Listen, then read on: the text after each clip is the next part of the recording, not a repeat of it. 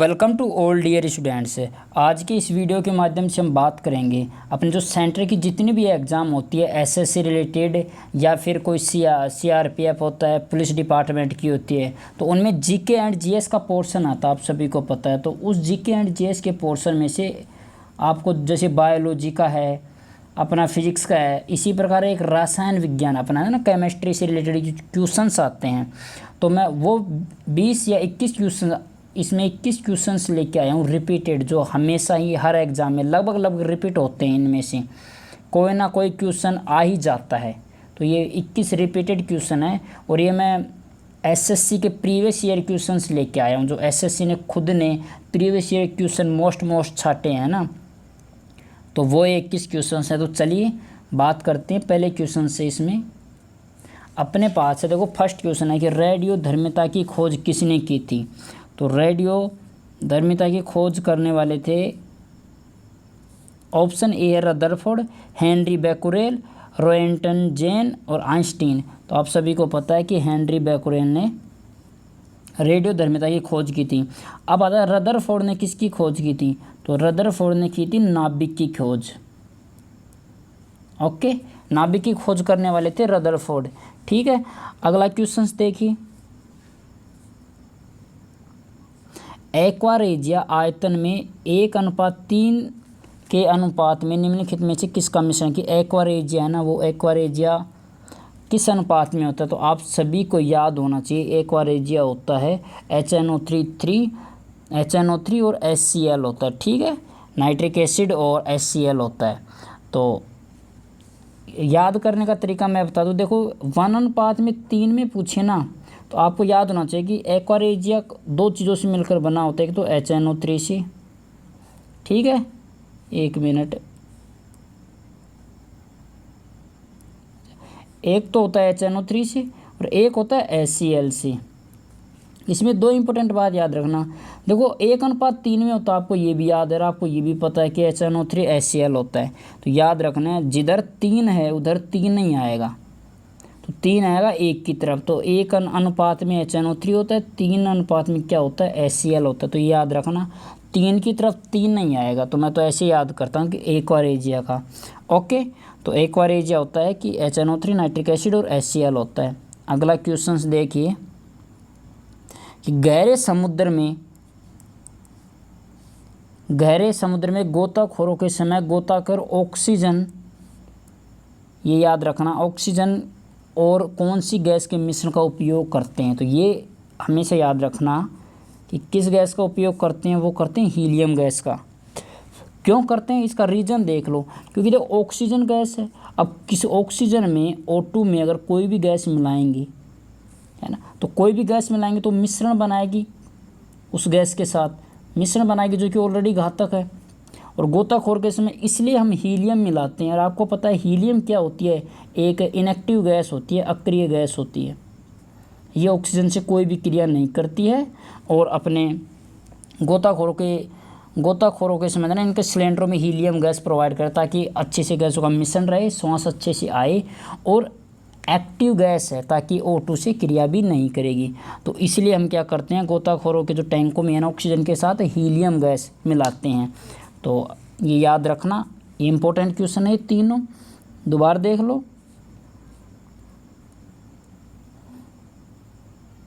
Sorry, ऐसे कैसे रहने दो, ठीक है ना, बाद में बता दूंगा मैं क्या है। अगला चलो कि पदार्थ का परमाणु सिद्धांत किसने दिया था। ये याद रखना कि पदार्थ का परमाणु सिद्धांत आप सभी को पता है, डाल्टन ने दिया होगा। ठीक है, तो डाल्टन ने ही दिया था पदार्थ का परमाणु सिद्धांत है। अगला क्वेश्चन देखो आवोगाद्रो क्या है। आवोगाद्रो एक संख्या है, ठीक है, जिसको 6.023 गुणा 10⁻³ ये आवोगाद्रो संख्या होती है, आप सभी को पता है आवोगाद्रो संख्या। न्यूटन क्या है, न्यूटन एक फोर्स है, फोर्स की इकाई होती है न्यूटन। ठीक है, न्यूटन के नियम भी हैं, वो आप जैसे जैसे पढ़ोगे वो आपको पता चल जाएगा। पास्कल क्या है, पास्कल दाब की इकाई होती है, पास्कल, ठीक है, दाब की इकाई होती है। अब देखो अगला क्वेश्चन, 5वां क्वेश्चन देखो कि निम्नलिखित में से कौन सा सहसंयोजक यौगिक है। तो याद रखना सहसंयोजक, पहली बात तो यौगिक क्या होते हैं। सहसंयोजक यौगिक आपको पता होना चाहिए। तो सहसंयोजक यौगिक वे होते हैं जो एक एक इलेक्ट्रॉन का साझा करते हैं, जिसमें सहसंयोजक बंध पाए जाते हैं। तो ये है सहसंयोजक यौगिक कैल्शियम टेट्राक्लोराइड CCl4। कैसे होता है वो मैं आपको समझा देता हूँ। CCl4 कैसे होता है, एक मिनट। देखो आपने पढ़ा होगा ये C और ये Cl, एक Cl, दो Cl, तीन Cl, चार Cl। कार्बन के बाह्यतम कोश में कितने इलेक्ट्रॉन होते हैं आपको पता होना चाहिए। 4 होते हैं, 1 2 3 4, ठीक है, बाह्यतम कोश में। और इसको क्या ऑक्टा बनाने के लिए कोई भी तत्व अपना अस्तित्व कंप्लीट करने के लिए ऑक्टा बनाता है। तो मतलब 8 होना चाहिए, 4 है तो क्या करेगा, एक एक का साझा करेगा Cl से, एक का, सॉरी एक मिनट दूसरा कलर लेता हूँ मैं। ये एक का साझा करेगा, देखो ये डॉट डॉट से, ठीक है। इस प्रकार ये क्या बनाएगा, बॉन्ड बनाता है ऑक्टा करके अपना।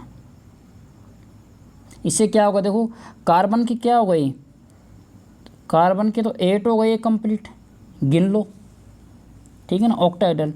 और कैल्शियम वो क्लोरीन के पास 17 है, ऑक्टा करने के 18, मतलब बाह्यतम कोश में इसमें होते हैं 7 है, तो बाह्यतम कोश में 1 चाहिए।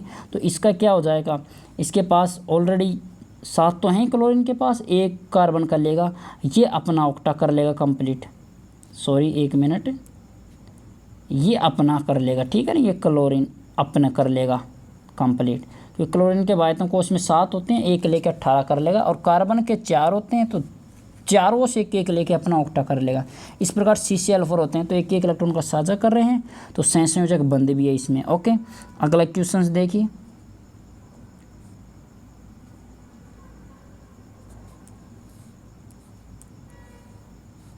और ये मैं जो कर रहा हूँ ना, देखो ये क्या है, ये लाइक अगर अच्छा लग रहा है आपको वीडियो, आपको समझ आ रहा है, आपको प्रीवियस ईयर क्वेश्चन रिलेटेड है, तो लाइक कमेंट और शेयर करते रहना, ठीक है। और सब्सक्राइब चैनल को ज़रूर करना, चैनल को सब्सक्राइब। ओके, तो चलिए अपने उस पर बात कर लेते हैं, पहले क्वेश्चंस पे ही। छठा क्वेश्चंस देखो आप, कि विघटनाभि रेडियोधर्मी वस्तुओं को किसके बने पात्र में रखना चाहिए। तो ये भी बता देता हूँ, रेडियोधर्मी क्या, रेडियोधर्मी, रेडियोधर्मी हमेशा एक्टिनोइड होते हैं ना, सभी एक्टिनोइड होते हैं ना। एक्टिनोइड कौन होते हैं, एक्टिनोइड 4f श्रेणी के होते हैं तत्व। तो 4f श्रेणी के सभी तत्व एक्टिनोइड होते हैं। ओके, तो एक्टिनोइड क्या है, कौन सा तत्व इसमें एक्टिनोइड, तो Pb है, लेड है, जिसे बोलते हैं सीसा, इसको सीसा बोलते हैं, ठीक है। तो Pb को सीसा बोलते हैं। तो ये रेडियोधर्मी है, और रेडियोधर्मी को इसलिए रखा जाए, इस Pb में रखा जाता है क्योंकि ये एक्टिनोइड है। Pb क्या है, एक्टिनोइड। और सभी एक्टिनोइड क्या होते हैं, रेडियोधर्मी हैं, या सभी रेडियोधर्मी क्या हैं, एक्टिनोइड, ये याद रखना। सभी जितने भी एक्टिनोइड तत्व हैं ना, वो रेडियोधर्मी होते हैं। ओके, अगला क्वेश्चन देखो 7वां, क्या कह रहा है कि पीतल किसकी मिश्र धातु है। तो आपको याद रखना CuNZn। कैसे, मैंने तो ऐसे याद किया था, पीतल में देखो पीतल है ना, तो पीतल का तो ऐसे याद करना, पीतल में जो P होता है ना, उससे करना पिताजी, मैंने तो ऐसे याद किया था पिताजी। अब आप बोलोगे सर आपको हिंदी नहीं आती है, तो आप देख लो, अब समझ आ गया पिताजी। तो देखो P मतलब होता है पीतल, P मतलब क्या होता है देखना, P मतलब होता है पीतल, ता मतलब होता है तांबा, और G मतलब होता है जिंक, है ना। आपको पता है तांबे का सूत्र होता है कॉपर, होता है तांबा क्या होता है, कॉपर। और जिंक क्या होता है, Zn। ऑप्शन में भी देख लो, Cu + Zn का मिश्रण है, आ गया, Cu + Zn का मिश्रण। तो पीतल का क्या सूत्र होता है, Cu + Zn। ये याद रखना कि पीतल का भी भूल भी जाना तो पिताजी से याद रखना, तय से तांबा, जी से जिंक, पिताजी याद, मैंने तो ऐसे याद किया था। ओके, तो चलिए अगले क्वेश्चंस पे बात करते हैं। अगला, नायलॉन बनाई जाती है, तो नायलॉन किससे बनाई जाती है।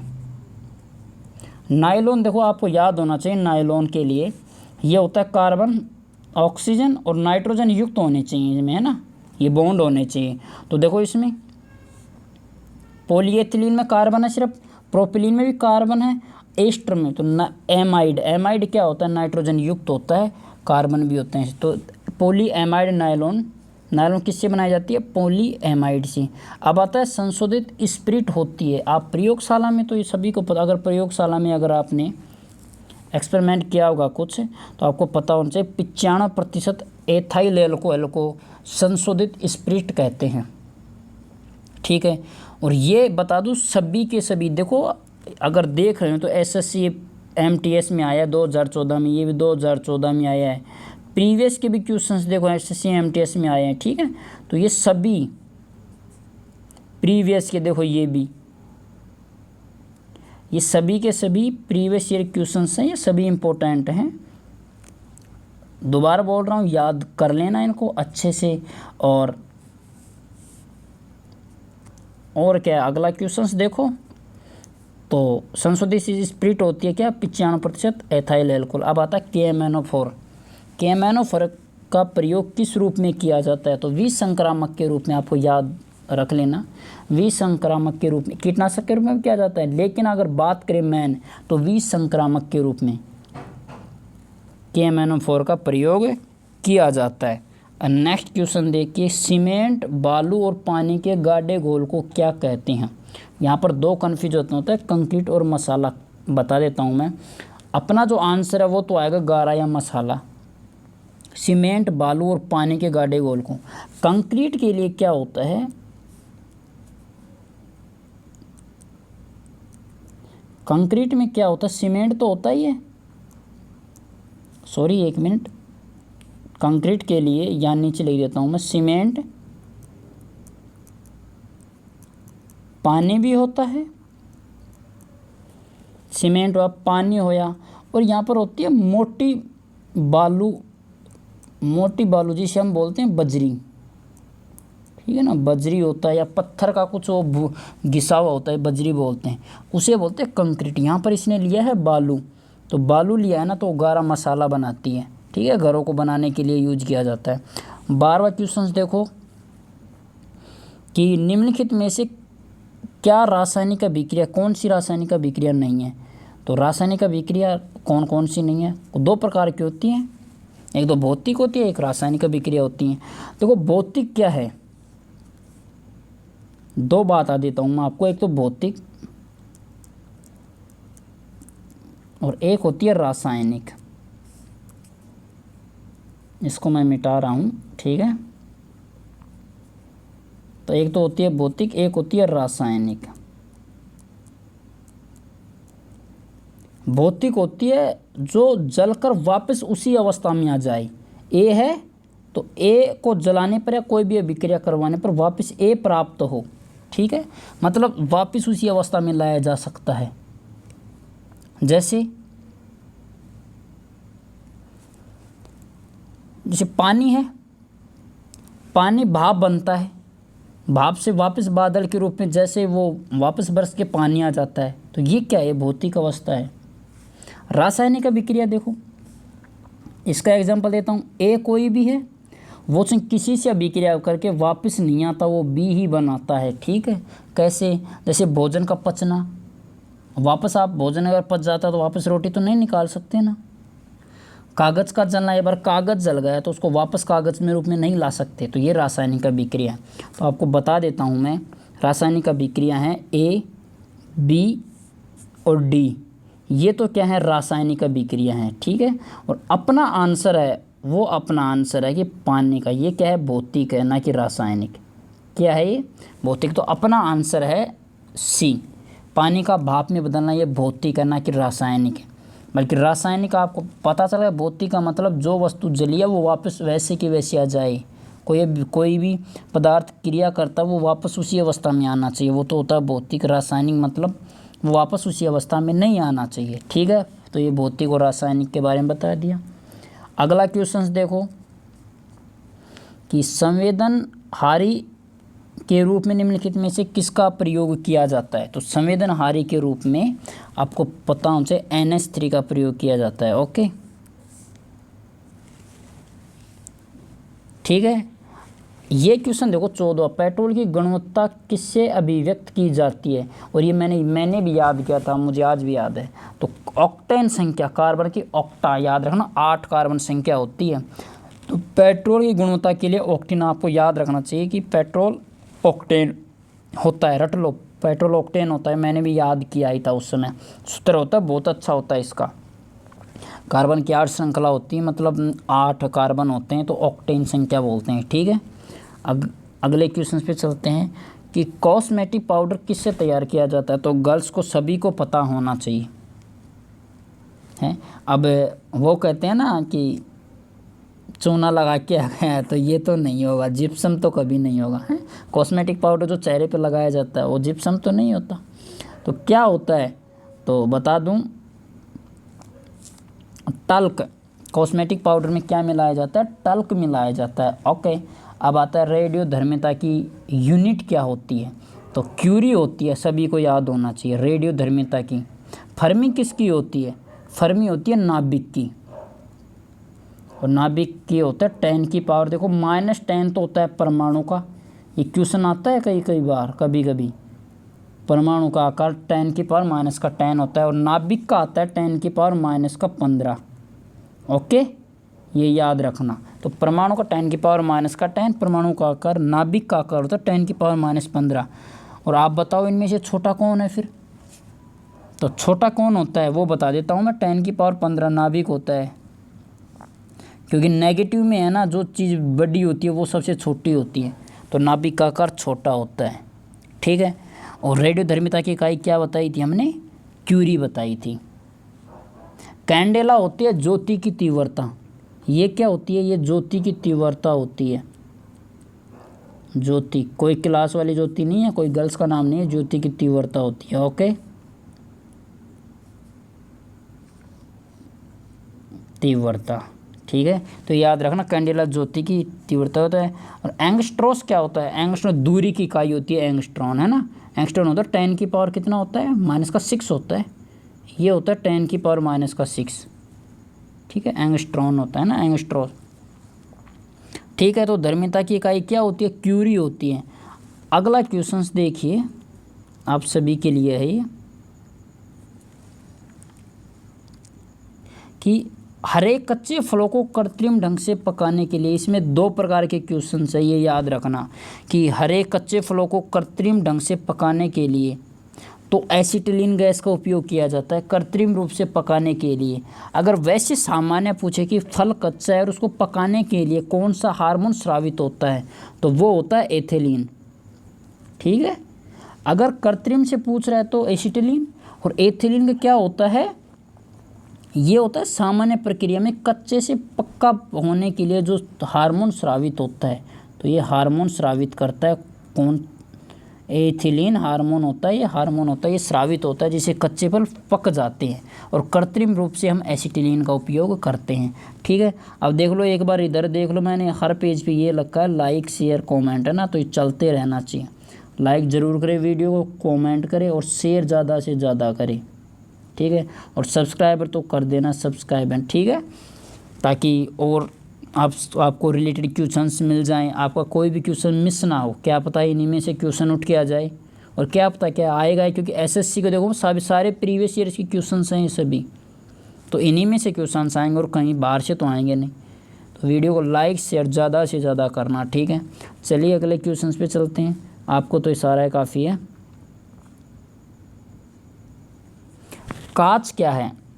ये अगर आपने पढ़ा हो तो ये था शायद 12वीं के रस केमिस्ट्री की फर्स्ट यूनिट में ही था, फर्स्ट यूनिट का शायद फर्स्ट ही पेज था, कांच क्या है ना। तो कांच है एसिटित तरल होता है, ये याद रखना आप। ओके, कांच क्या होता है? एसिटित तरल होता है। क्रिस्टल और एक्रिस्टलीय का हमने पढ़ा होगा, पहले ही पेज में आया था, क्रिस्टल और एक्रिस्टलीय ठोस क्या होते हैं, तो उसमें एसिटित तरल है कांच, रिमेंबर दैट। एक ये इंपॉर्टेंट क्वेश्चन है, मैंने जब पहली बार किया था तो भूल गया था। इसमें क्या बोला, लेड पेंसिल में लेड का प्रतिशत कितना है। बच्चे ये सोचते हैं कि लेड पेंसिल बोल रहा है तो मतलब लेड तो होना चाहिए, लेकिन याद रखना लेड पेंसिल में लेड होता ही नहीं है, ठीक है। तो लेड पेंसिल में लेड बिल्कुल भी नहीं होता है। अगला क्वेश्चन देखो, एलपीजी का प्रमुख घटक क्या है, तो ये याद रखना ब्यूटेन। एक और बता देता हूँ, एलपीजी का प्रोपेन भी होते हैं, ठीक है ना। प्रोपेन और मीथेन दोनों ही होते हैं, ये दो प्रोपेन भी होता है मीथेन भी होता है, लेकिन ये इतने नहीं होते हैं, ठीक है ना। तो एथेन और प्रोपेन भी होते हैं, लेकिन ब्यूटेन प्रमुख होते हैं, जबकि ये तो होता है एलपीजी। सीएनजी गैस में क्या होता है, सीएनजी गैस में होता है प्रमुख रूप से मीथेन, ठीक है, मीथेन। तो प्रमुख रूप से अगर सीएनजी में संपीड़ित प्राकृतिक गैस में मीथेन गैस प्रमुख होती है और एलपीजी में ब्यूटेन होता है, रिमेंबर दैट ब्यूटेन, ठीक है। सीएनजी में क्या होता है, मीथेन होता है, ओके। लेड पेंसिल में लेड 0 होता है, दोबारा बता रहा हूँ, ये आपको मिस करता है बुलाने के लिए, ये बोलेगा कि लेड पेंसिल, आप सोचोगे लेड तो आएगा, लेकिन नहीं आएगा लेड, इसमें 0 होता है, ओके। इस सीरीज़ का लास्ट क्वेश्चन देखिए, इम्पोर्टेंट है कि उर्वरकों के रूप में निम्नलिखित में से कौन सा तत्व प्रयोग में लाया जाता है। और किसान भाई हैं, जो किसान भाई तो किसानों के बेटे हैं मेरे जैसे, वो तो सभी को पता होगा कि किसान तो पोटास, आप पोटास गेरा, जिसे पोटेशियम को पोटास बोलते हैं किसान, तो पोटास, तो पोटेशियम होता है उर्वरकों के निर्माण में पोटेशियम, ठीक है। तो ये याद रखना। तो ये सीरीज़ थी, इम्पोर्टेंट क्वेश्चंस थे, तो ये 21 क्वेश्चंस थे, इनको रिपीट करना वापस। पेट्रोल की गुणवत्ता के लिए ऑक्टेन संख्या प्रयोग की जाती है, पीतल के लिए पिताजी, आपको ट्रिक बता दी मैंने। और गहरे समुद्र में जो ऑक्सीजन के साथ क्या मिलाई जाती है, हीलियम क्यों मिलाई जाती है, क्योंकि अक्रिय गैस होती है, जिसे क्रिया नहीं करेगी। तो ये अपने 21 टॉप रिपीटेड क्वेश्चंस थे, जो पुलिस में भी आते हैं, सीआरपीएफ में भी आते हैं, सेंटर के एग्ज़ाम, एसएससी में, एसएससी का तो सारे प्रीवियस ईयर के क्वेश्चंस हैं। तो इन सभी को याद करना। और जाते वक्त फिर से कह रहा हूँ कि लाइक, कमेंट और शेयर ज़्यादा से ज़्यादा होने चाहिए, ठीक है। और वीडियो अगर अच्छे लगी तो देखना, और भी वीडियो देखना, क्योंकि चैनल पे अच्छे वीडियो प्रोवाइड होते हैं। तो इस चैनल को सब्सक्राइब ज़रूर कर लेना, ताकि आगामी कोई भी एग्ज़ाम हो, एसएससी सेंटर के जितने भी एग्ज़ाम हैं, उससे एग्ज़ाम या फिर एग्ज़ाम से रिलेटेड कुछ भी नोटिस आए तो आपको सबसे पहले पहुँचे। और प्रीवियस ईयर के क्वेश्चंस, मैथ के, अर्थमेटिक आपको सभी यहाँ पर प्रोवाइड किए जाएंगे। तो ठीक है, चैनल को सब्सक्राइब कर लेना। आज की क्लास में इतना ही। जय हिंद।